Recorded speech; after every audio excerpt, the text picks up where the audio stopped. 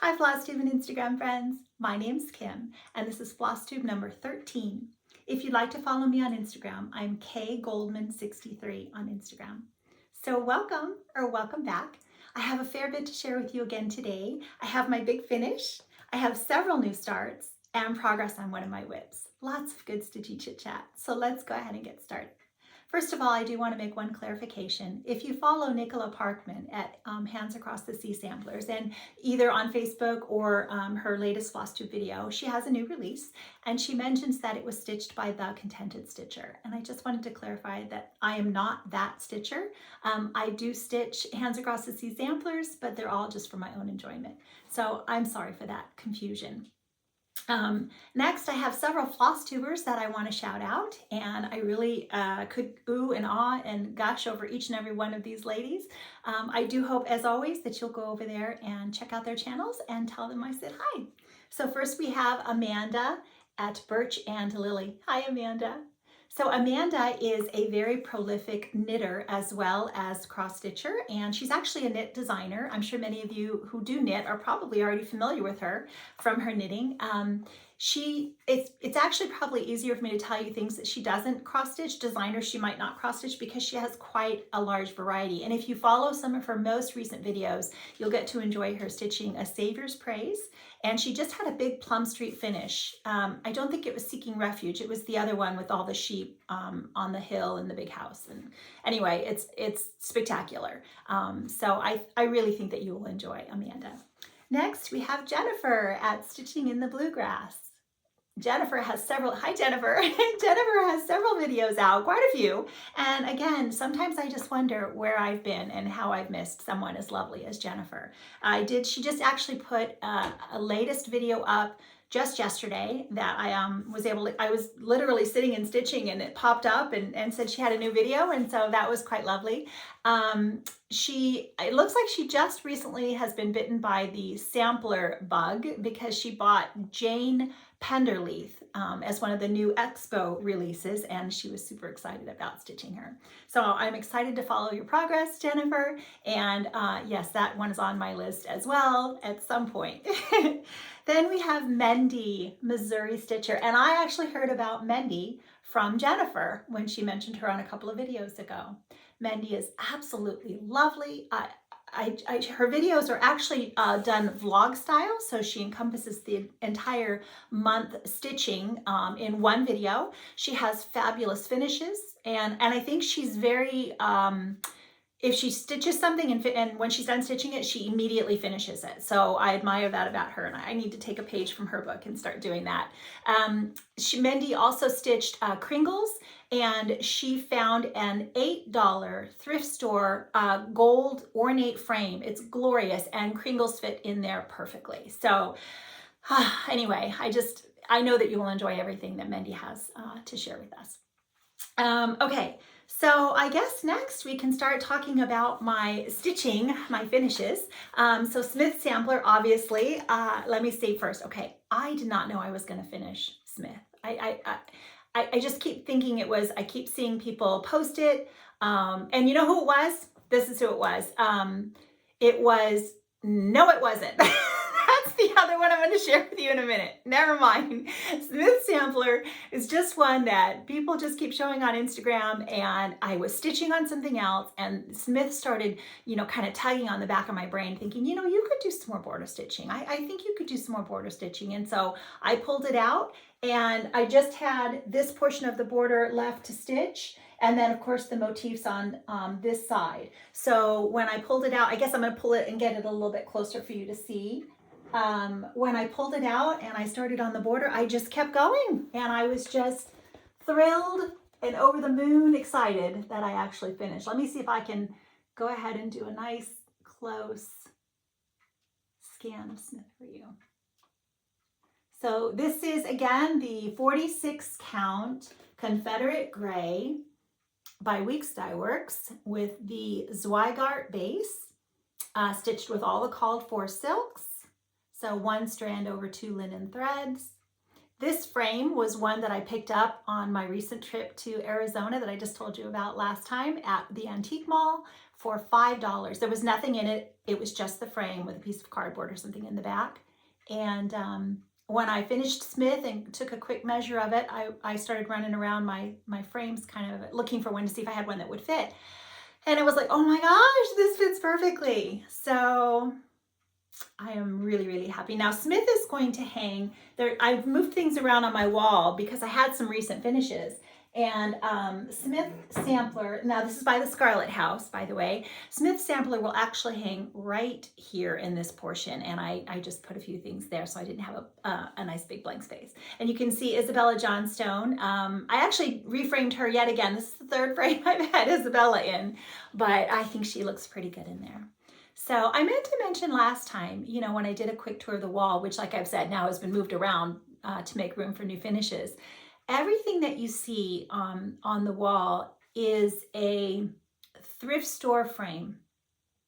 The only one, or a thrift store or just a store-bought, like this was just a Hobby Lobby, you know, 8x10 frame for the vintage animal, vintage birds by Jeanette Douglas. But I'm trying to make sure that I'm not telling you anything else. Everything else I either got at a thrift store or an antique mall.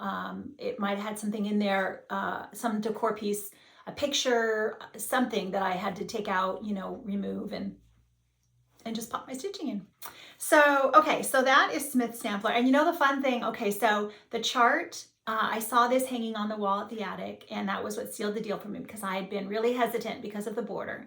But when I saw it on the attic wall stitched up, and it was stitched on the 46 count as well, at least 46, it was tiny. I bought the chart.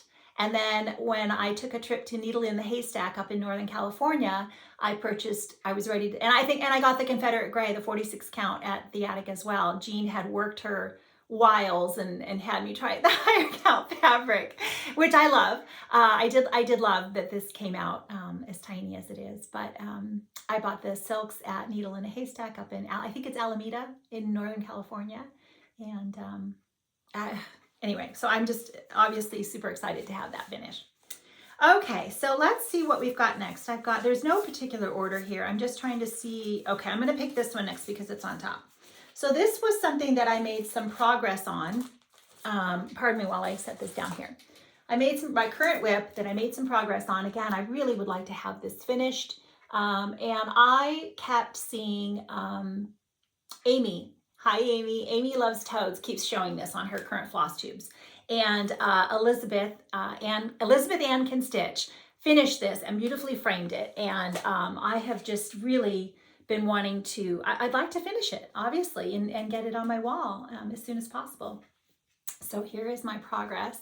But this is very much, I feel like the closest I will get to stitching a hate. There's a lot of confetti stitching and it takes time not to get lost quite a bit. So this is on 40 count vintage Meadow Rue with most of the overdyes. There are some DMCs that are charted as well. I did have to substitute a couple of DMCs for the overdyes because I just didn't have them at the time. Some of the brown in the B-Scap called for apple cider, and I just used I think it was 869, and the blue, some of the blues in the bird. The lighter blue, I believe, is just the DMC because I just didn't have whatever it was. I think it was Mint Jubilee or something, and I didn't have that one. So, and you know, somebody has asked me about Q-snaps. Again, this is how I always affix the extra fabric because I don't like to clamp on top of my fabric, and it lets me use as much, you know, I'll only leave usually about maybe a 2-inch border or something. And I just clamp the Q-snap, you know, over and then on this one, I would only clamp 3 sides. So I would clamp the bottom. Usually I would cut this off. Now that I know where the bottom is, I might cut this off and attach more of this. And I just haven't done that yet. But that's how I use my Q-snap. And I attach this. So this would go in my Lowry. I would put this through the clamp on my Lowry. Or I do a lot of this upside down stitching. If it's easier for me to get to this side, then I would put this side on my Lowry and stitch upside down if I needed to get to the top or if I need to get to the side.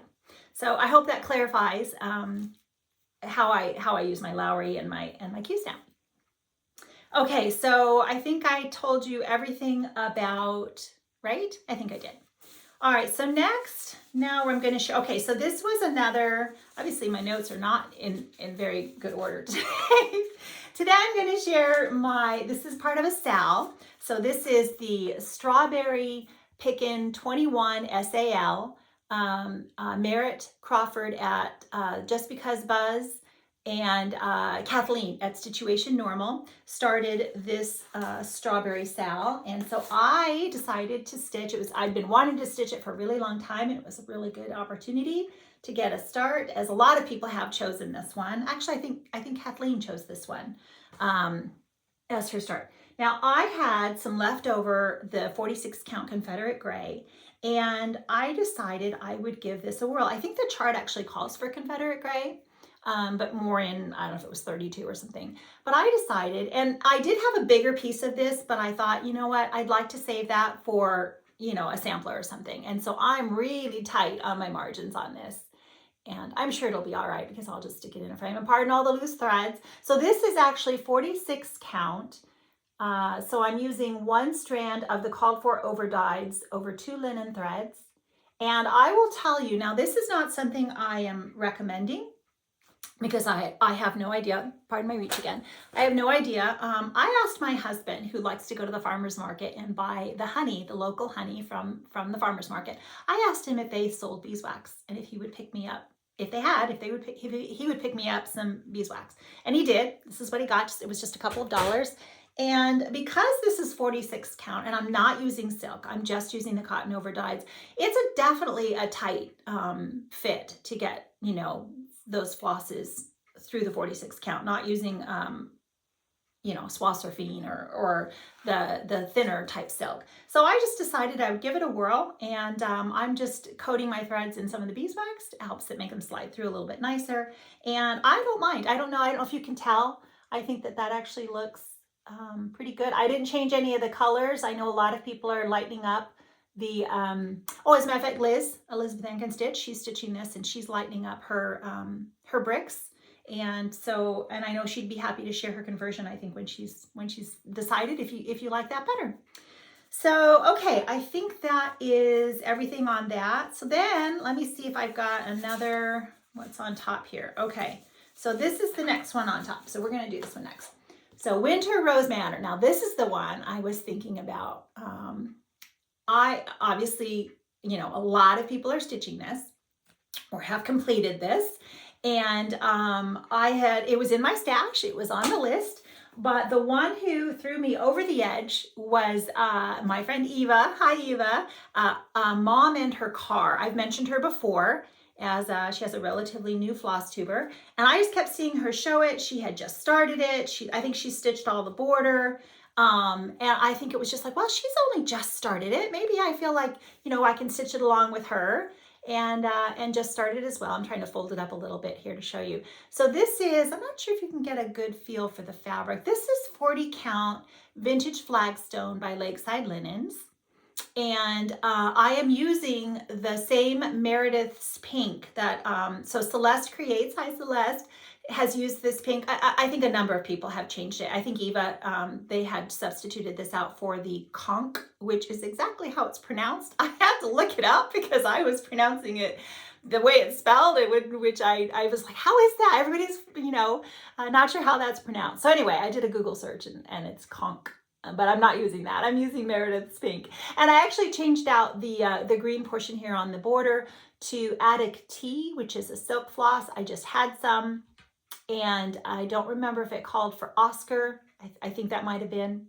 And so I hope it's not going to be too bright of a green. I'm not going to pull it out. It's going to be what I'm going to use. And then so far, I've also had to change, I believe, these flowers. I cannot remember what I changed those to. Oh, I think it called for Wood Rose. That's it. It called for Wood Rose. And because I had finished Smith, okay, so that's what happened. I finished Smith and I had the Rustique that was this little pink area floss here. And I had that left over and I thought, you know what, that's really pretty. And so I'm going to use that. And I believe that's what I substituted there. And the rest, I think so far the rest were the called for colors.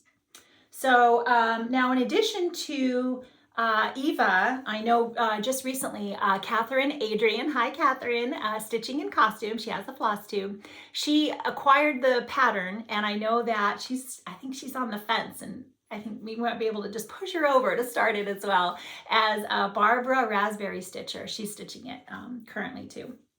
So that is super exciting. Let's see. Oh, and then the two that I just mentioned, Catherine and Barbara, they're going to start a SAL stitching Jessie Watson.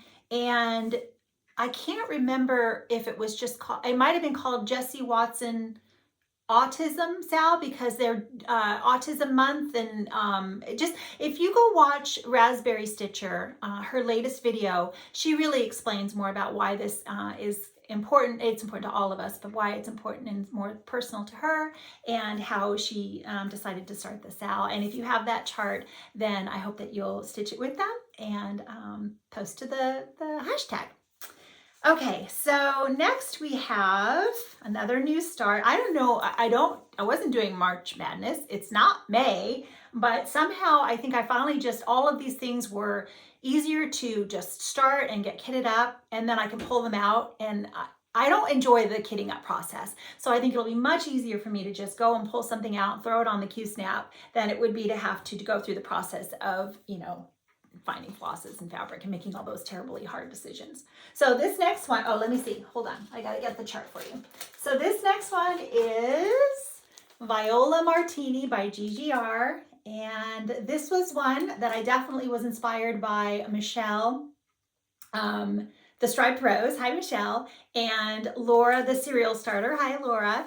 I know Michelle has finished this. Laura may have even finished this. I can't be certain on that. But I know that that's where I kept seeing it, and just really wanting to start it. So I started with the top. There's been some Zoom stitching. I had some lovely opportunities to have some Zoom meetups. Oh my gosh, that's been so much fun these last couple of weeks. And so some of this border stitching was definitely done on some Zoom calls. And I love border stitching when I can not have to pay too much attention. So this is, okay, now this is going to be 36 count, Weeks Dye Works Beige, the Zweigart base. You can tell because of the orange line that runs across the fabric. I got this from Kitten Stitcher, and I don't know if I'm trying to show you this as closely as I can, so you can kind of get a look at the coverage of one strand of floss over 2 linen threads on 36 count. I don't think that Michelle at the Striped Rose would be super satisfied with the coverage. I know that she likes a lot more dense coverage. I am finding this to be such an easy stitch. Obviously the holes I can see versus the 46 count when I'm stitching Strawberry Fields, and then to switch over to this 36 count, it's like, whoo, I still use my magnifying lens and my light and my glasses and all of that, but it's a really, really easy stitch. So I'm thoroughly enjoying that. And let's see, I think I've told you everything about that.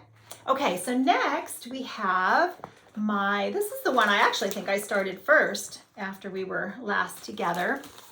This was the one, the SAL that we started. Now we named this Lovely Lila's House, hashtag Lovely Lila's House on Instagram. So if you'd like to follow, I know that my friend Lori and then another friend Kim, Cross My Happy Heart. Hi Kim, hi Lori, that they have started this. I believe Lori had a bit of a snafu. She wasn't happy with her fabric choice, and so she was going to start it over, wait for some new fabric to come in and start it over. And Kim is making some changes to hers in personalizing it, so that's fun. And this is my start. Let's see, are you going to be able to see that? I hope so. I think so.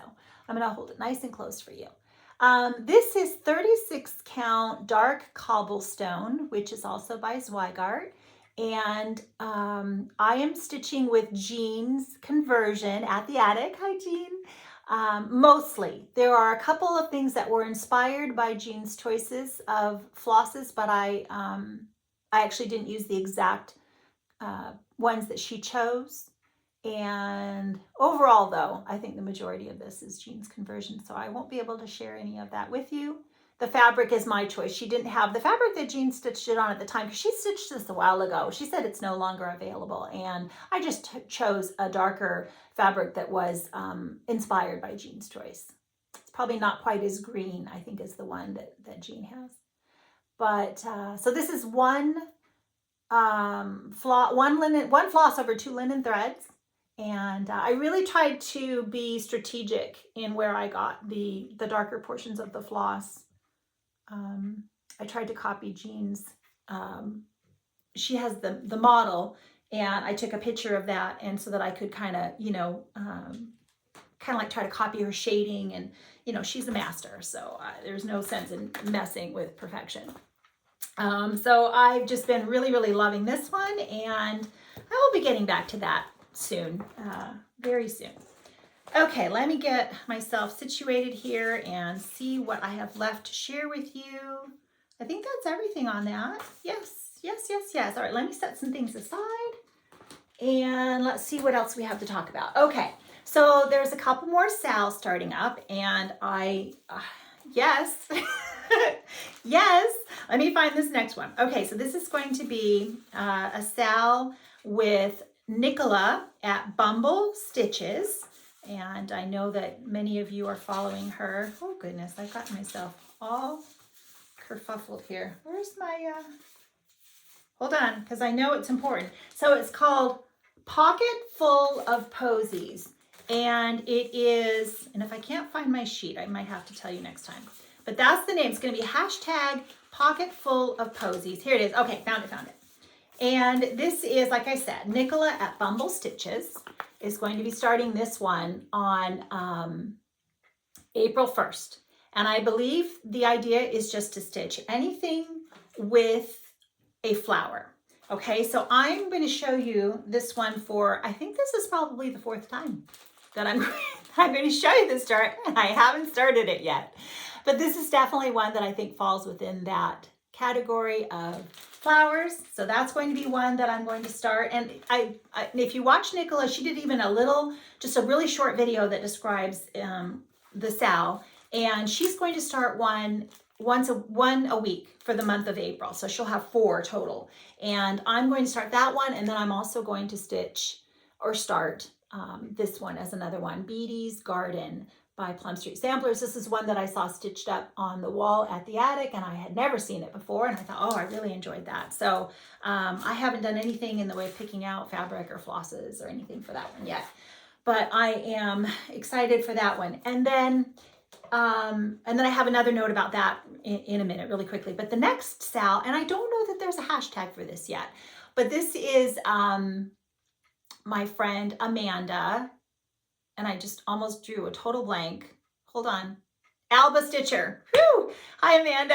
Alba Stitcher. So she wants to stitch the 4 Christmas charts that are by Blackbird, right? So it's Merry Christmas or Happy Christmas, Feliz Navidad, and then there's 2 others. And I don't have the most recent one because that's the other one that I would like to get, and eventually I will stitch that. But this has been something I've been planning to stitch for at least 2 years now.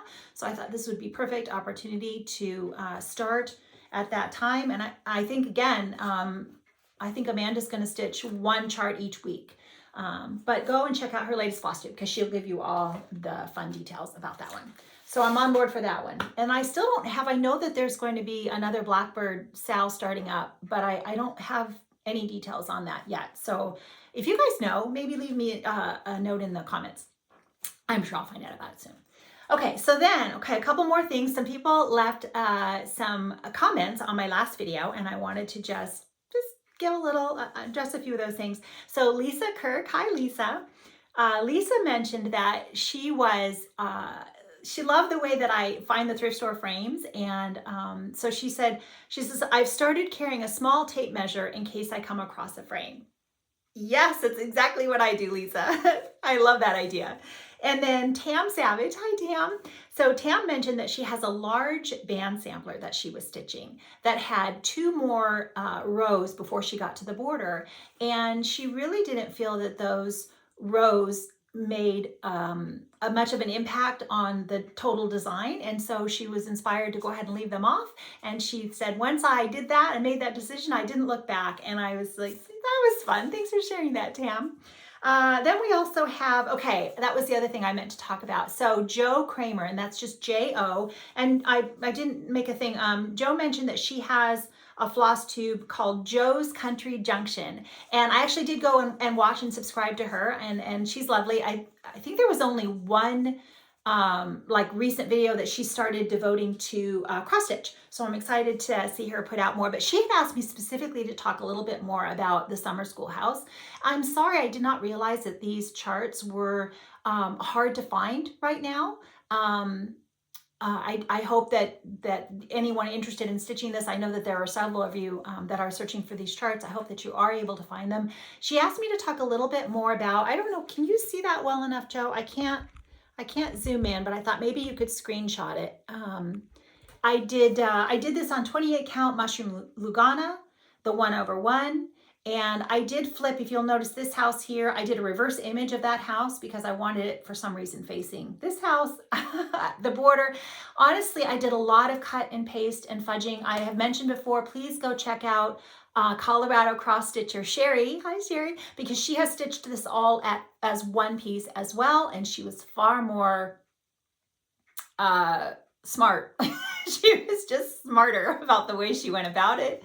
And and I did put this in a Hobby Lobby frame that I found. It did say best family ever. And the number on the back of this frame is 1794601. So that this finishes up perfectly the way I stitched it all as one piece, and it fit in there quite nicely. So let's see if I can do a quick, I moved things around again, like I said, and these two, I just found those at the antique mall. And oh, and this is another one that a lot of people are stitching for the strawberry Pickin SAL, the bee scap from that Another Blackbird Design book. And I always get questions on this one, A Red Cottage by Plum Street Samplers. Yeah, I think I've talked about most everything back there that you see for the most part, but I just had to fill in some empty holes again. Okay, let's see if there was anything else. Oh, and Renee Larson is on board with that H. Faulkner that I shared for you. So I hope, hi Renee, I hope that you'll stitch that with me when I get ready to start that. And let me make sure I don't have anybody else. I don't want to forget anybody. If I forgot, obviously, like I said, just send me another message. But I think that's everything. I don't see anything else on my notes. Okay, so have we talked about all the stitching? I think we've talked about all the stitching. I've shared a few of my plans with you for some of these upcoming sales and just some progress on, I love balancing out finishes with starts and making progress on things I've already started. I think I have a really good non-rotation for keeping things going and not, you know, not letting them languish too long. And if they are languishing for any length of time, it's probably because I may not even want to finish them, and there's just too many other wonderful things to stitch. I don't have any haul from the current expo. That was mostly because of my recent trip to the attic, where I had a number of things that I brought home from that, and but there are some things on the list. There are a lot of things on the list from the expo as well, and I'm sure that I'll have more to share with you in the future. I cannot see. I'm stalling here for a minute to make sure I didn't forget anything. I don't think I did. It'll probably be another couple of weeks before we visit again. As always, I'm going to share some scripture, and I hope you'll stay. But if you're just here for the stitching, that's all the stitching. And so I look forward to seeing you again soon. Take care. Okay, so let me reach down here and get my notes. For those of you who are staying with me, we have a very important week coming up. Today is Friday, and 2 days from now on Sunday, it will be Palm Sunday. So Palm Sunday, we will be celebrating the triumphant entry of Jesus into Jerusalem the Sunday before his resurrection. And you can find this in the Bible at Matthew 21, 1 through 11, and Luke 19, 28 through 40. So Matthew 21, 8 tells us, "And a very great multitude spread their clothes on the road. Others cut down branches from the trees and spread them on the road. And then John 12:13 tells us that the branches came from palm trees. With Palm Sunday, we see the fulfillment of a prophecy that was recorded by Zechariah 9:9, 450 to 500 years prior to Jesus' arrival in Jerusalem. This crowd understood that Jesus was the Messiah, but they were looking for Jesus to set up his earthly kingdom at that time and to rescue them politically and free them nationally. But Jesus had come to save them spiritually. It's really sad to think that we had a crowd of people shouting Hosanna, and within later that very same week, we had a crowd of people shouting, Crucify him. Next, we have Good Friday or Holy Friday, which is the Friday immediately preceding Easter Sunday. It is the day that Jesus was crucified. It's important, obviously, for us to remember we don't just remember Christ's sacrificial death on the cross the one day out of the entire year. The Bible actually tells us to remember Christ's death by observing the Lord's Supper, or taking communion. And you can find this in 1 Corinthians 11:24 through 26. The bread represents the body that was broken on the cross for us, and the cup is the blood that was shed on our behalf. Next, we have Sunday, Resurrection Day. So I hope that you'll take some time to read 1 Corinthians 15. A small portion of that, Paul says, Christ died for our sins according to the scriptures, and that he was buried, and that he rose again the third day according to the scriptures. All four of the Gospels do record the empty tomb, and I think that I would like to leave you with Matthew 28, 1 through 6. Now after the Sabbath, as the first day of the week began to dawn, Mary Magdalene and the other Mary came to see the tomb. And behold, there was a great earthquake, for an angel of the Lord descended from heaven and came and rolled back the stone from the door and sat on it. His countenance was like lightning, and his clothes as white as snow. And the guards shook for fear of him and became like dead men. But the angel answered and said to the women, Do not be afraid, for I know that you seek Jesus who was crucified. He is not here, for he is risen, as he said. Come see the place where the Lord lay. Happy Resurrection Day.